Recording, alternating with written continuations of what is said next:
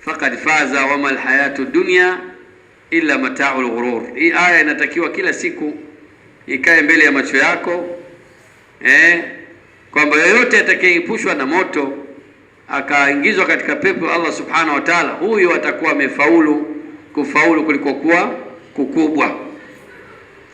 Na haikuwa dunia isipokuwa, hayakuwa maisha ya dunia isipokuwa ni starehe yenye kumdanganya mwanadamu.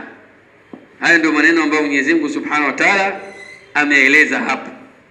Kwa hivyo ni wajibu wetu kujibidisha kufanya kila namna, malengo yetu sote sisi tupate pepo ya Allah Subhanahu wa Ta'ala. Na la shaka kweli utakapokufa watu watakuombea dua, lakini unaonaje wewe ungekuwa ni mtu unafanya kheri zako mbalimbali? Kwenye swala unakuja kwa wakati, vipindi havikupiti. Kwenye kheri, kwenye kujitolea humo, kwenye kufunga humo, kila jambo la kheri wewe uko mbele. Kiasi kwamba hata ukiondoka katika ulimwengu inasema kwamba huyu bwana angekuwa yuko hai sasa hizi, ingekuwa safu hii leo Ijumaa angekuwa hapa. Yani thawabu zako zinafanya nini? Ziendelee kukujia, kwa sababu wewe ni mtu wa kheri. Kwa hivyo Mwenyezi Mungu Subhanahu wa Ta'ala atujalie, atupe nyoyo laini, atuwezeshe kuyasikia maneno mazuri na kuyafuata, atujalie kuwa ni watu wenye kufanya ibada kwa ajili ya kutaka radhi zake Mwenyezi Mungu Subhanahu wa Ta'ala. Kwa hivyo kuna lingine katibu?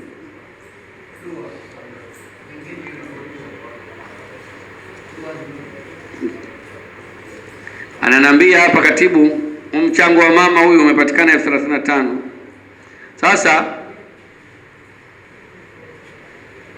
watakao jaliwa kuongeza basi inshallah watakuja hapa mbele, wataendelea kuongeza, na Mwenyezi Mungu Subhanahu wa Ta'ala kila mmoja amlipe kwa khairi hii.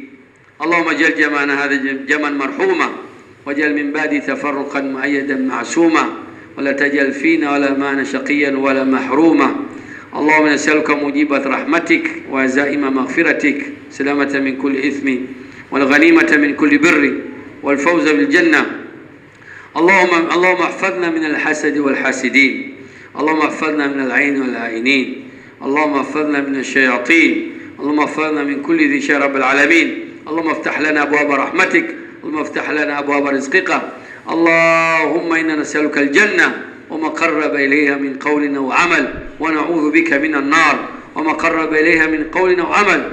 اللهم نسألك خير ما في هذا اليوم وخير ما بعده، ونعوذ بك من شر ما في هذا اليوم وشر ما بعده.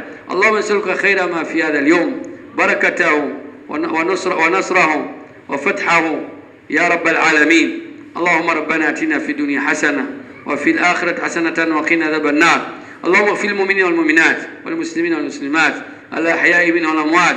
اللهم اغفر لأجدادنا وجداتنا وأمهاتنا وإخواننا خواتنا أخوالنا خواتنا وخالاتنا. اللهم ربنا آتنا في الدنيا حسنة في الآخرة حسنة وقنا عذاب النار. سيدنا محمد وعلى آله وصحبه وسلم، والحمد لله.